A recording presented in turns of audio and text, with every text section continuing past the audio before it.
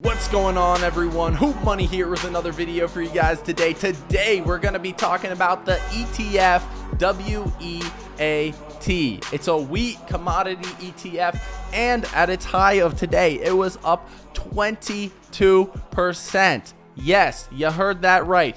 22% for an ETF. And no, it is not Russia's stock market. It is not Russia's stock market. This is wheat. All right. It's a commodity, and there's currently a global wheat crisis, which is causing this. It's not a speculative play. It is completely fundamental. And we're going to be going over the fundamental reasons behind this rally that we're seeing in wheat in today's video. So if you don't mind dropping a like on the video, it's always highly appreciated. The number one thing you guys can do for me, and it's free.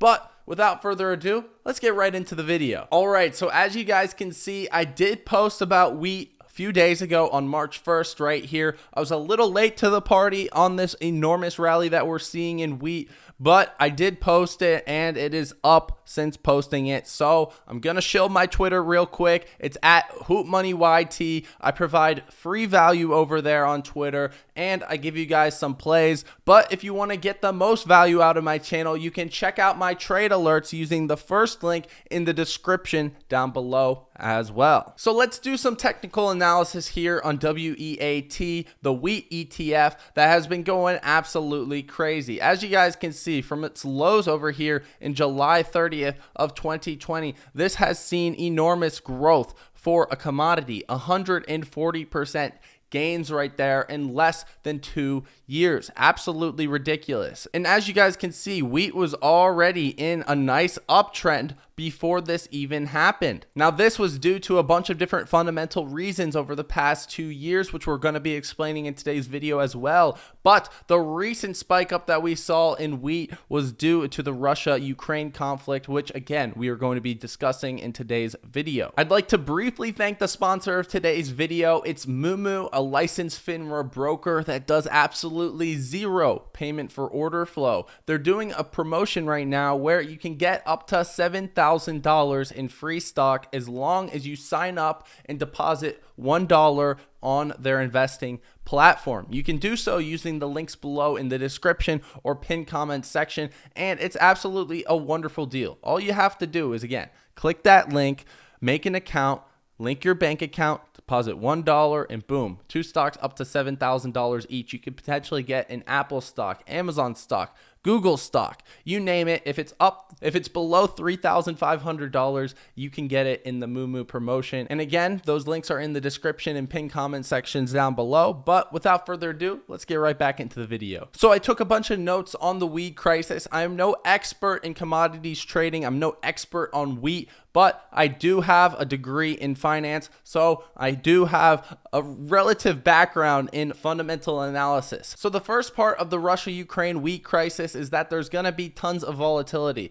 So when you're looking at this chart and we're scrolling in shorter time frames like this, you're going to see tons and tons of volatility. There's going to be 33% run-ups followed by 18% declines. So it's super risky. However, although it is very, very risky, it's not speculation. There are fundamental reasons behind the move in wheat and other commodities such as corn, which is having similar moves. So even before the war, wheat supply chains were disrupted by the pandemic and inflation. As you guys can see right here, consumer price index is at an all-time high. And because of demand side issues, food actually hasn't been inflated as much as other things such as energy, and there's potentially an issue forming where distributors of food products that use wheat no longer will see it as a good investment if demand actually cools off as the actual production price of producing this wheat product goes up. And this is a really, really terrible bearish on humanity type situation, because if there is a food shortage that comes out of this, who cares if your stock just went up 300%? You literally can't eat. There were already panics in the markets due to China having over 50% of the global supply of grain. Less than 20% of the world's population has managed to stockpile more than half of the globe's maize and other grains, leading to steep price increases across the planet and dropping more countries into famine. The hoarding is taking place in China. They have over 50% of the world's grain and only 20% of the world's population. They are hoarding the grain right now, leading to a grain shortage. And this has nothing to do with the Russia-Ukraine conflict, other than the fact that many people see Russia and China as allies. So because of these reasons, there is a decade-low supply of wheat and other grains currently. So getting into the Russia-Ukraine wheat crisis, as you guys can see, Kyiv Independent just tweeted an hour ago, economist says Russian invasion could lead to the largest wheat shortage in history. The invasion will cause a massive supply shock and nothing can be done in the short term to prevent it. They also mentioned that Russia and Ukraine account for a quarter of wheat and 1/5 of corn production worldwide. Russia also provides a third of the global exports of wheat and 15% of the global production. And because of that, they're nicknamed the breadbasket of Europe. Here's a chart of countries that rely on grain exports. As you guys can see, the countries in blue are doing all right. So America, Canada, Brazil,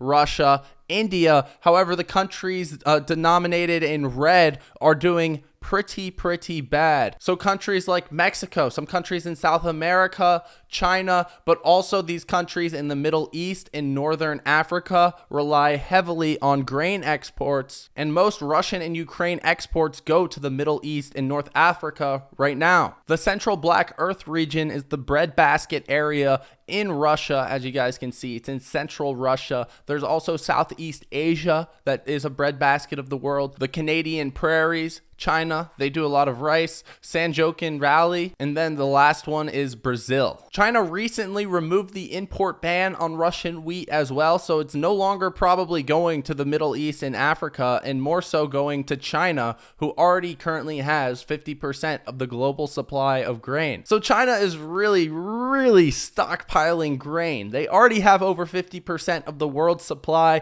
and now they are going to be buying from Russia, who can't really export to anyone else in the world because of all the sanctions. So not only are the sanctions making exports extremely difficult, but the sanctions are also disrupting Russian financial markets. So if you look at the Russian stock index, it's so down bad right now. Also, the Russian ruble has inflated over 50%. That's their currency.